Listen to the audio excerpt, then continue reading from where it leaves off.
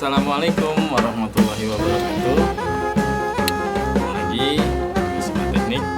Di video sebelumnya saya sudah menjelaskan tentang timer untuk cara pengukuran pengetahuan itu 13 atau 14 ya.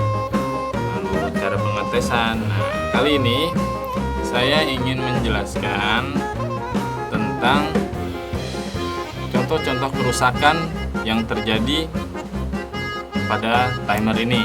Ya, apa saja sih macam-macam kerusakan yang terjadi pada kulkas itu jika timer ini bermasalah atau rusak.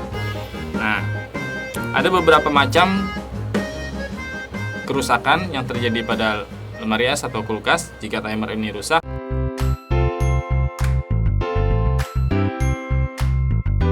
Yang pertama itu kulkas mati total. Ya, jika mati total, ya diukur si timer pun tidak ada hubungan sama sekali pada kaki antara 1, 2, 3, dan 4-nya. Ya, artinya di dalam timer ini sudah putus total hubungan antara kaki satu dengan yang lainnya.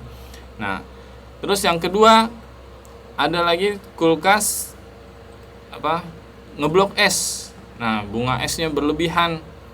Itu yang terjadi pada timer adalah tidak mau menstop atau menghubungkan bimetal pada heater.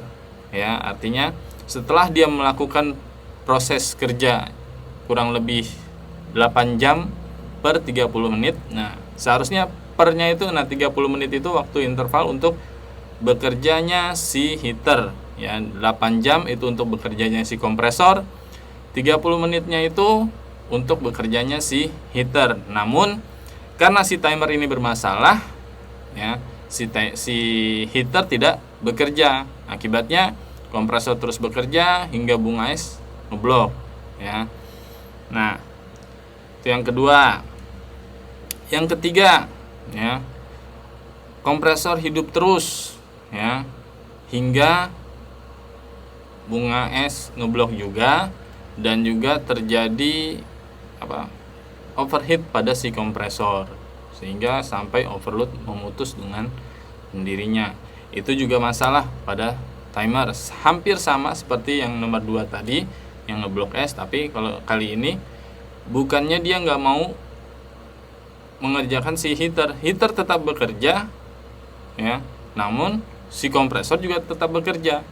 Ada yang seperti itu. Jadi keduanya terhubung, ya, yang diakibatkan oleh komponen di dalam si timer ini sudah bermasalah, akhirnya keduanya terhubung. Ada yang seperti itu, ya.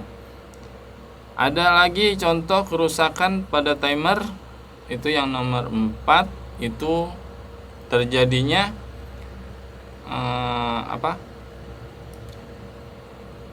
mati pada kompresor, tidak mau hidup, sedangkan si yang komponen lainnya itu hidup, ya, tapi si kompresor itu mati. Seperti contoh lampunya hidup, ya, tetapi si kompresornya hidup. Nah, itu juga bisa terjadi pada timer ini, ya. Jadi beberapa macam-macam contoh kerusakan yang diakibatkan oleh si timer rusak ini.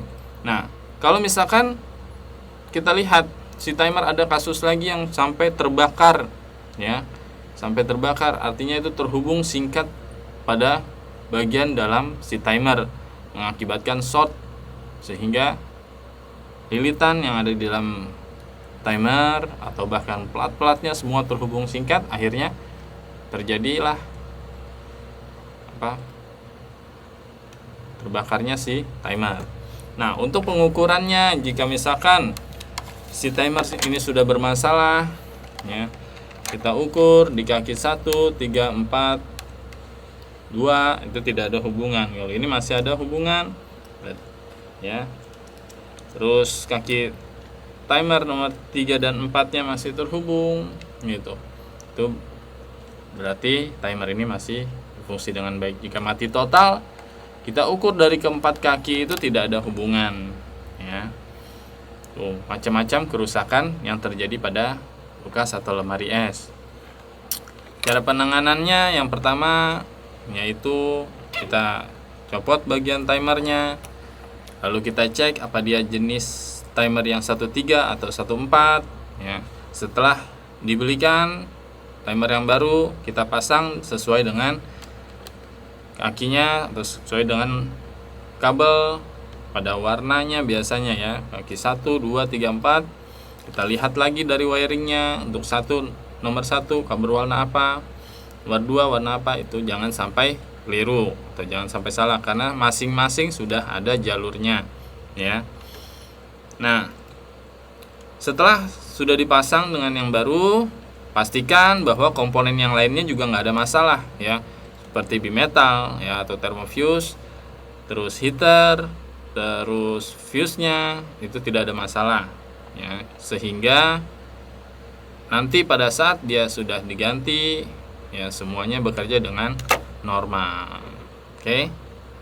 Di situ kita mengetahui bahwa banyak macamnya kerusakan pada timer ya, dari mulai mati total, ngeblok es, kompresor tidak mau off, atau si heater on terus ya sehingga mutus fuse-nya sering putus lagi.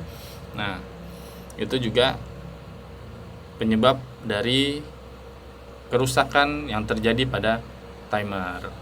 Oke.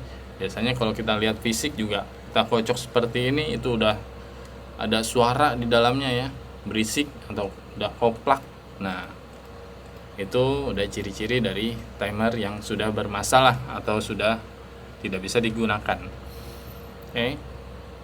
Sampai sini semoga menambah pengetahuan, sama-sama kita belajar untuk menambah wawasan di seputar dunia pendingin. Saya Ari dari Gosima Teknik. Salam oprek-oprek. Assalamualaikum warahmatullahi wabarakatuh.